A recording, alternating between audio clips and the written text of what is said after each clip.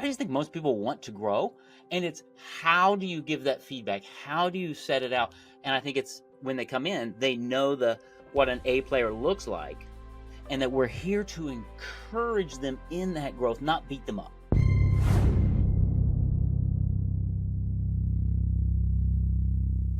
Hey everybody, welcome to another episode of the Build Your Team Show. I've got my buddy, Michael DeLon here with me today. Now, Michael, I had the pleasure of being on Michael's show. Must have been like 2.5 years ago. Yeah. It's been a while, and we've been friends, and I've watched and I've seen. I get your emails, and so I know how things have changed and how things have progressed for you in life. And I'm so excited to have this conversation with you because I know you've built a great organization, and you've done something that people say you can't do. You've built a great organization with family. Absolutely. So, welcome to the show, my friend. Thanks, Atiba, man. It is so good to be back here. And rare is the day, honestly, that I have somebody on my podcast twice. You've been on there twice now, and I think that's just a handful of people. And so I love just the camaraderie we have and the way we encourage each other and build each other up. So thanks for having me back, man. Absolutely. It's a pleasure. And I want to go back, Michael. And we're going to talk family because that's always a big thing, right? Absolutely. But was there a point where it was just you and you knew you needed to grow and you needed to hire? Mm-hmm. And I wanted to try to go back and ask, where were you at that point? Why did you make the decision? What was going through your mind? What was even scary for you in that time? Yeah, great question. No, man, I remember exactly where I was. So it was young in my business. So I've been doing this since 2013. Mm-hmm. And, we're, as you know, we help business owners and entrepreneurs create a book without writing a word. So I've got a whole process. At the early days, though, I was doing all of it myself. I started the company. I was sales, marketing, writer, editor. I mean, I was doing everything. And we did that for 2 or 3 or 4 clients. And what I realized is, dude, I was the bottleneck, number one. Number two, my technology, I was using Microsoft Word back then, and my computer was old. And so I would edit through a document, and it would like crash on me, and I'd pull my hair out. And I would start getting in challenges with my wife because she and my eldest son are really good at English language, and they know the difference between an M dash and an N dash and a comma and a semicolon. I don't. And so we were going back and forth. And finally, I realized that if I was going to actually make this a business, that I needed to go out and find a writer because that was the bottleneck in the company. And so I remember I was at church in the lobby behind a big table, just talking with people. And a guy came up to me and he's like, "Hey man, what's going on? Tell me about business and stuff." And I was telling him my woes, and I described the person I needed. And he looked at me in the eyes. He said, "That's my mom. And she's right over there." And we'd been going to church for a long time. I'd never met her, big church, right? He goes over, brings his mom over, introduces me. We had lunch the next week. I hired her. And I mean, dude, that was the beginning of me building a company. But I was doing everything, and I was in an area that I was not expertise in. So I knew I had to fix that.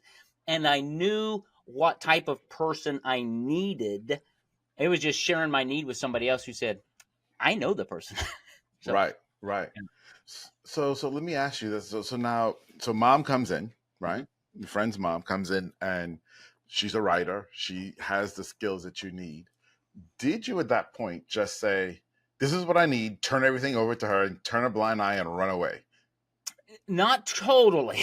No, not totally. So what we did is we gave her copies of the books we were doing. We sat down and explained our process and really who we work for and what is the purpose of the books that we're doing. Because she's a fiction writer. She's written lots of books. And so she had this one mindset. I said, well, we're going to have to tweak that just ever so slightly. But after we had a conversation, she understood what we were trying to do. Because really, we're just telling stories of business owners, right?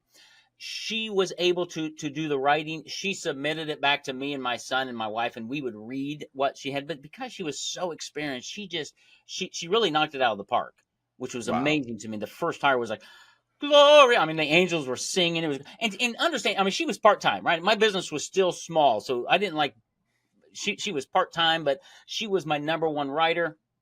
And she stayed with me for, I don't know, 3 or 4 or 5 years.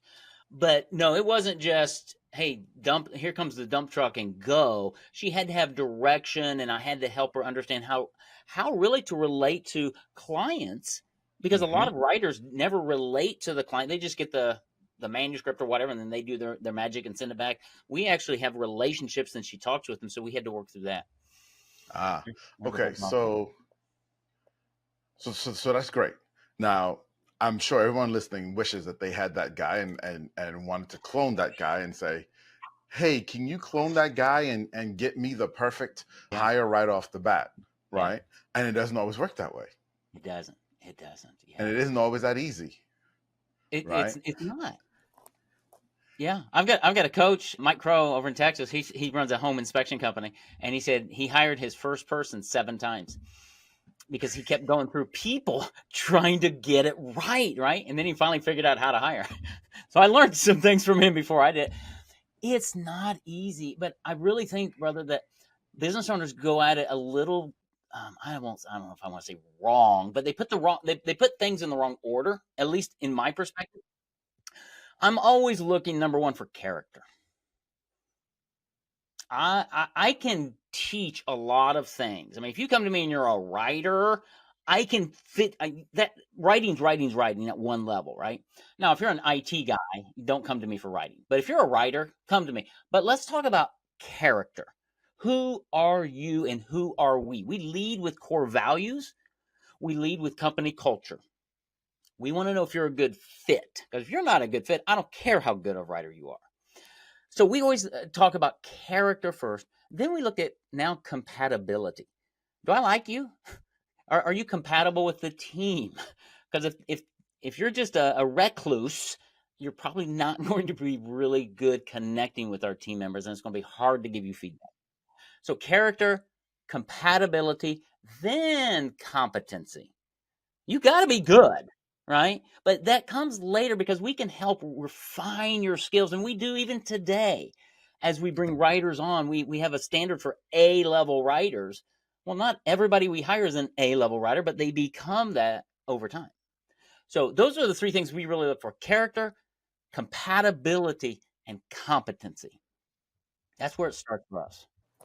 So I want to dive into something there inside of character, because we talk a lot about core values and we talk a lot about that here on this show. And it's interesting to me how, to a human, every guest has talked about core values, Mm-hmm. right? And why they're so important. Mm-hmm. But I want to talk to you about company culture. Mm-hmm. Okay. Mm-hmm. What is company culture and how is it defined? Yeah, I think company culture is that DNA. It's when somebody says, "Where do you work?" And that's one thing, but do you like what you do? Do you like the people you work with? It's that feeling I get in connecting with you, of bringing my game to the table, but knowing that I've got a team around me to support me. It's the ethos of working for Paperback Expert, right? It's how am I, not only am I paid? Yes, you're going to get paid, but am I valued? Am I appreciated? Uh, for our company, we surprise our team with like little food gifts every once in a while, or thank yous, or or Loom videos. When I hear a writer has knocked it out of the park for a client somewhere, I will send a Loom video and say, Atiba, man, thank you so much. I just heard from Mark. He said blank, right? Thanks for being part of our team. Little things like that go a long way in helping these people feel appreciated. That is culture. That's what we're building here. Yeah. And I gotta say, you are the king of Loom videos. Thank you. There is no one better at sending a follow-up video Yeah, like Michael. thank you, I brother. mean, yeah, just and the thing that's always that amazes me with you and the way that you do it is the speed Yeah, at which you do it. yeah, Because, I mean, before I could even stop and say your name again, when a call is done, I already got an email with the Loom video. And it's really great the way that you do that, and to hear that you do that with your staff as well. yeah. So, building in that culture, when we get into competency, there was something that you said, but you didn't say. And so I'm going to use a word that you didn't use, Okay. which kind of, I think you were saying, growth. Mm-hmm. Okay. And how is it? Because this is one of the challenges. How do we plan for growth? Right? Because so many of us hire thinking that this person should be perfect when we hire them. Yeah. And that's it. Like, but you said in there, I plan for their growth. Mm-hmm. How do you do that? Yeah. So again, it's going back to, and then in those initial conversations, understanding who they are and what they want to do. Most people I find are good at what they do, but they want growth in life. They want to get better. And so we've got, for our writing staff, I've got about 12 writers on staff right now. And I've got a managing editor, and my son Caleb is above her, right? So they are constantly reviewing the manuscripts that our writers are bringing to the table, right? And we're crafting it. We're giving feedback. We're course correcting. Caleb and Judy, our managing editor, have a standard that all the writers know of what is an A writer. What's an A player look like in writing? So we have something to evaluate. I was going to say judge. That's not the right. To evaluate writing copy. Also, client feedback, because it's not just the writing; it's the connection between our writer and our client. Is our writer connecting with the client, making him feel comfortable to be able to share? Most of the time, yes. Sometimes not so much. And so we have to jump in there and go, okay, Atiba, we need to work on this. So how about at the end of every call, we go ahead and schedule the next call? Okay, that sounds like such a simple thing to do. But do you know how many people never think about that? I'll just send you an email later. Yeah, let's not do that. Then it's 7 weeks later, right? No. Let's meet and get the call scheduled. That's a part of growth, not just for our company and them, but actually for the rest of their life. And so it's a mindset that little tiny improvements are like dropping a pebble in a pond, right? Has a lot of ripple effects.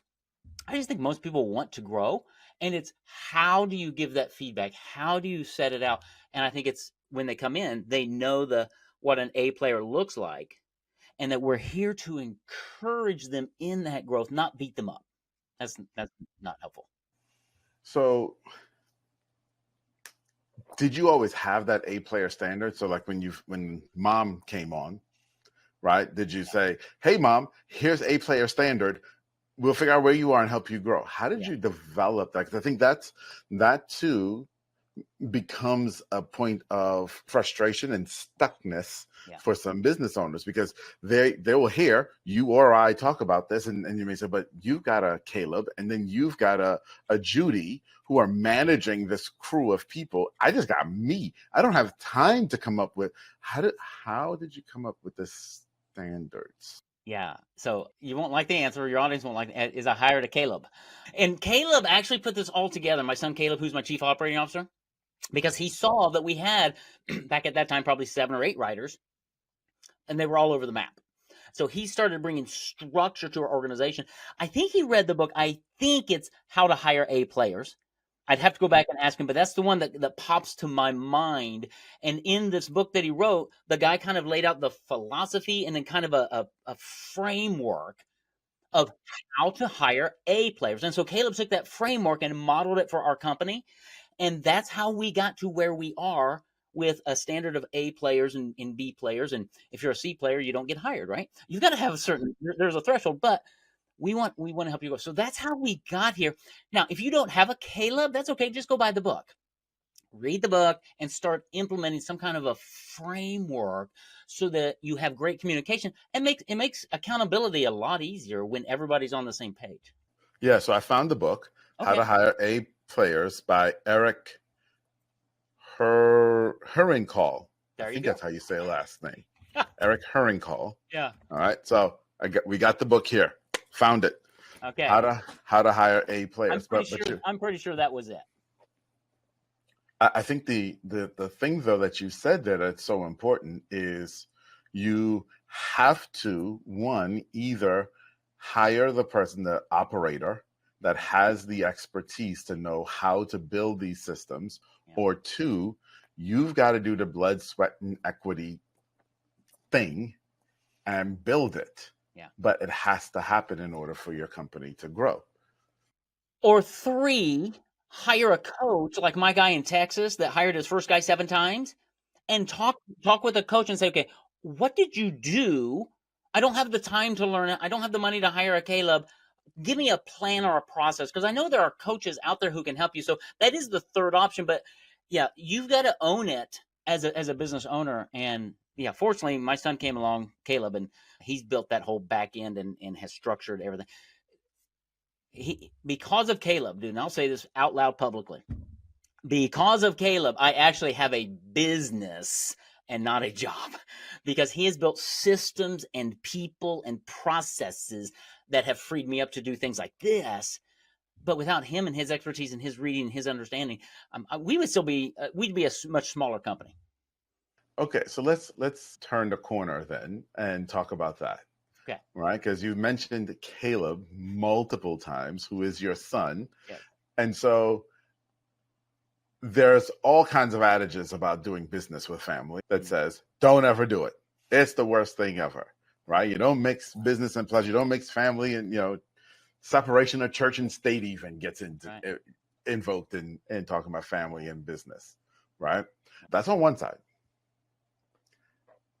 The other side is it's still working with family, 100%. right? Yeah. And did you breed him to do this? Did you coerce him to become your operator? Did he beg you? Was he down on it? Like, yeah, I love it. I love it because, okay, so when I started my company back in 2013, Caleb was probably 18, something like that. And he kind of helped me build the business for a few years. Okay, he was doing some marketing, and then he's a great copywriter. Then he left and went to seminary and became a youth pastor. So he was gone for like 5 years. He was still my chief consultant because he knows the business inside and out. When he decided to leave ministry and come back, he said, "Hey, Daddy, do you have a job for me? Can I come to work for a year and a half? I just need some space." Sure, come. And he came back as my marketing director. Now, Caleb and I raised the kid, right? It's understanding I did not coerce him. I did not force him into my mold. And I think that's where family feuds happen in business, is when dad forces a son or a daughter or an uncle or whatever. Caleb came back willingly. We had an upfront agreement that he was going to work for me for 18 months. And at that time, we would decide, are you going to go somewhere else or are you going to stay with me? Okay. The time came, by God's grace, he said, you know what? I'm loving this. I want to stay. And then about 6 months later, we had a conversation. He says, Daddy, I need a new title. I'm really functioning like a chief operating officer. I'm doing all of these things, but I don't have the title. I said, hereby, you are a chief operating officer. I mean, it was that simple. So Caleb and I work really well together because it's not a forced thing. And I ask him regularly, Caleb, are you still feeling the pleasure of God in what you do? Because if there ever comes a time, Atiba, when he starts feeling angst and like, oh, I want to go a different direction, I'm going to put wind under his wings and encourage him to pursue that. Okay. So I think it comes into, what is your vision as an entrepreneur? I'm building a multi-generational business here. And my wife's my bookkeeper. You talk about fun conversations sometimes. Okay. So yeah, don't coerce people. Caleb loves what he does. And he's absolutely magnificent at it. And he and I are opposites in lots of ways. And we've had those conversations. I've learned, Atiba, it's my company. I have learned to submit to my son in the areas that I have given him responsibility for. I stay out of operations and marketing. Otherwise, I screw things up. And so there's a dance that's gone on there that he and I still do, but it works wonderfully. And there's tension once in a while, but we love each other and we know what we're doing. We believe in each other, and that's why it works for us. Yeah. Yeah. And so, we're going to bring wife into the conversation in just a moment here too. But the big thing that, and you touched on it in several different ways, but I want to I want to take that nail and hit it with a hammer right now, Awesome. because one of the big challenges of working with family is boundaries, Yes. right? Yeah. When does dad CEO start and dad end? And when does dad start and dad CEO end? When does husband CEO start and husband end? And how do you create those boundaries? And what have been some of the pitfalls that you've had that you had to learn through in that? Yeah, man, that is a great question. So Caleb and I, we operate on EOS. So Caleb and I are doing meetings twice a week for an hour each, right, to run the business. Well, at the beginning, every one of those, we say, hey, what's going on? How you doing, buddy? And we talk a little personal before we get into the meeting. And then at the end of every time I'm with him, it's like, all right, see you later, buddy. I love you. I don't tell my other employees I love them, except my wife, right? So it's that familial aspect. But when it's time to work and time to go through the litany of things that need to be done, we know who needs to lead that conversation, and we have really clear lines of delineation, I think, to understand he runs operations. I had a client last week, Atiba, say, Michael, I'd like to do this. We're thinking about changing our book here, and I want to change this process here. I said, that's great. All three of those are Caleb questions. I don't have the authority to make those decisions, but if you get on Caleb's calendar, you can have that conversation with him. And they were almost like stymied. They're like, what? I'm like, I am not even walking down that pathway, buddy. You need to talk to Caleb. And they understand that once I explain it to them. And I think most of them, I don't know if envy is the right word, but they're envious to go, wow, I wish I had something appreciative. Yeah. Because I'm not going to say, okay, Caleb, I had a conversation and this is what we're going to do. Dude, I learned my lesson. Don't do that, because Caleb has built processes in our company that I know nothing about, honestly. That's why it runs so well. And if I make a decision, he's like, do you understand, Daddy? Because I did this once. I forget exactly what I did, but I made a decision. I did something, and he said, okay, that has a downline effect that affected 3 people, and it's going to take a total of 4.5 hours to fix that. Oh, well, I'll make sure I not do that again. I mean, I had no idea. It was a simple little thing, Atiba. Come on. But when you have people and processes and systems, So we've just learned those boundaries. At the same time, at the end of the day, well, dare I say, it's my business. It's not my business. It's God's business, and Caleb and I are aligned on that. So I'm the idea guy, buddy. I can come after ideas, and Caleb and I had a. Let me go on this rabbit trail because I think it'll clarify this. We were in annual planning last December, planning for the year, right? And Caleb said, Daddy, I think if we just got like 4 clients a month, every single month at this, I'd be happy. We could just, I could retire. This would be great. And I looked at him and said, not me. I said, I need more than, I want more engagement. I want more marketing. I want this. And he looked at me. He said, I never understood that, Daddy. And after that meeting, buddy, the light bulb came on, and he understands now how he and I are different, yet we're going after the same thing. And that opened up a great dialogue. But the freedom that both of us have to misunderstand and to communicate, it's freeing. I would not want it any other way. I cannot imagine working with somebody other than my son. I think that's one of those really powerful things that you just said there. The freedom to have misunderstandings and to communicate. Yeah. Because whether it's family or not, we often don't feel like we should have misunderstandings or miscommunicate. Right. But it's not reality, family or not. That's right. That's right. Right? And tough conversations have to happen in business. Yes.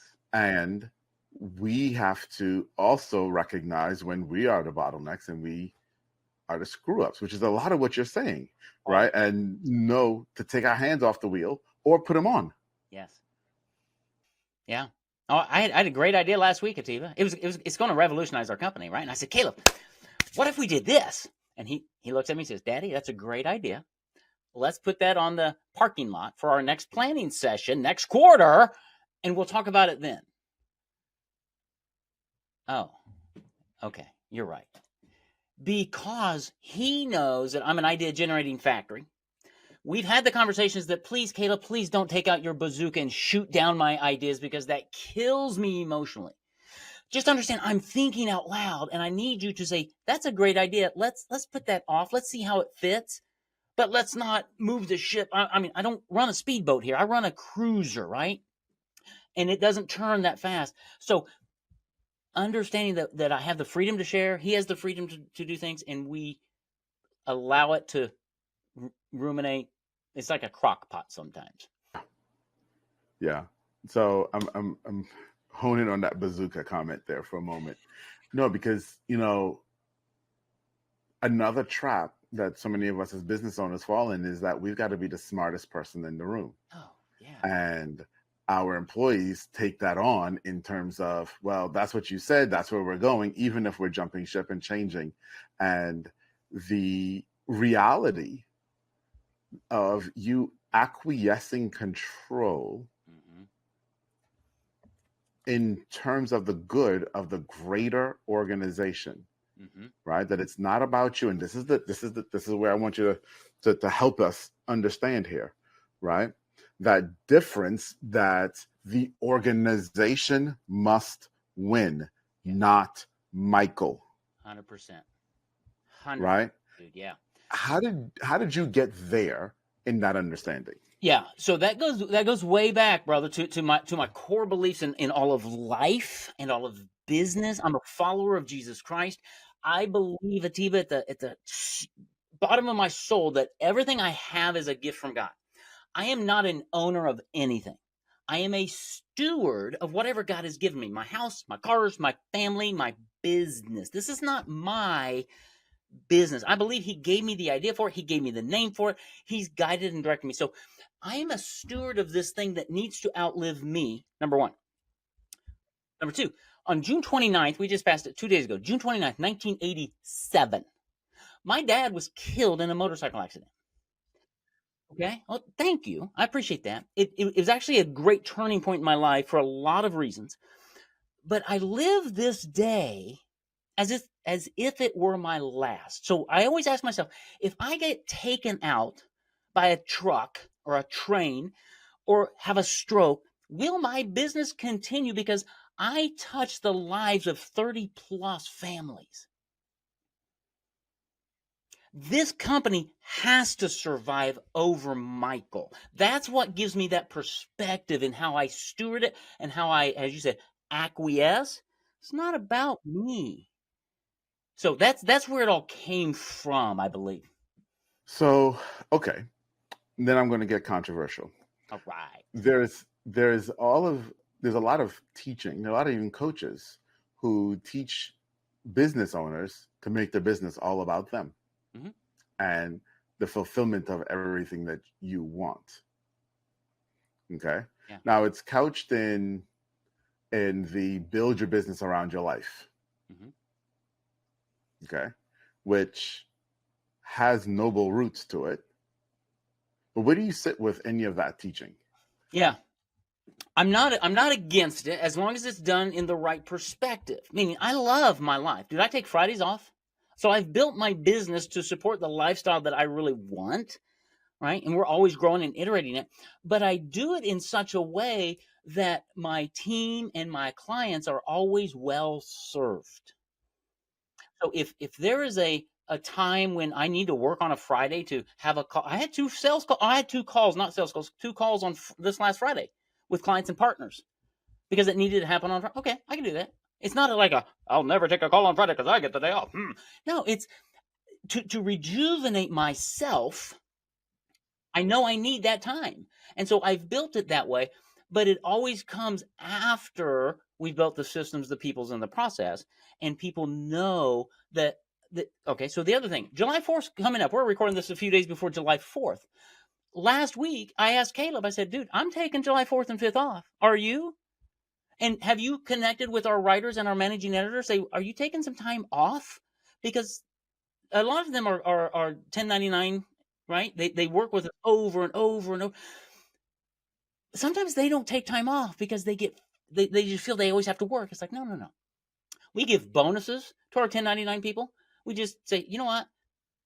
Take an extra day off with pay or whatever to help them have that mindset. So I don't know if that's answering your question, but I'm fully involved with, Dan Sullivan's strategic coach and everything about free days and how valuable free days are to free my mind. That's when I come up with some of my best ideas.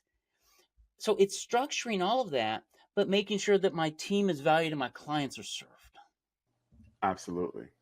Absolutely. Speaking of your clients, you've mentioned it briefly a couple of times, but tell everybody, Michael, what do you do and who do you serve and how in the world can they get in touch with you and work with this incredible team that you have? Yeah, thanks, brother. So what we do is we help business owners, leaders, experts create a book without writing a word in under 24 hours of your time.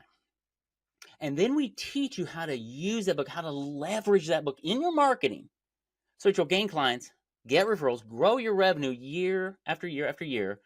And we back it up with a 2-year double your money back guarantee because I know it works. And so that's what I do. I work with business owners, experts. If you're in business for more than 3 years, you're an expert at what you do. You have forgotten more than most people will know. You're ready for a book. Let's have a conversation. Where do you go? Paperbackexpert.com. It's a hub of all things Michael. You can find anything you want, free trainings, great downloads, a lot of information. Paperbackexpert.com. Michael, not that I'm surprised, but an absolute pleasure to spend time with you. Thank you, brother. Once again. I appreciate your heart. I appreciate your spirit. Thank you. And I truly believe that you should be extremely proud of what you have accomplished and what you have done. Thank you. Okay? God gave you a talent and you did not bury it. Great words. Thank you. So, always good to hear. Thank you, my friend, for being here. Everyone listening to us, thank y'all for listening, and listen to Michael's words. Okay? Take from Michael and understand the heart that you have to have as you're building your team, the care that you have to have. We referenced the book earlier that they read, and we were going to put it in the show notes as well. And I will see you next time. Bye for now. Thanks, Atiba. And as always, Build Your Team is brought to you by Client Attraction Pros. Hey, it's time that you become the thought leader of your industry, and we're going to help you do that and make it fast, easy, and fun.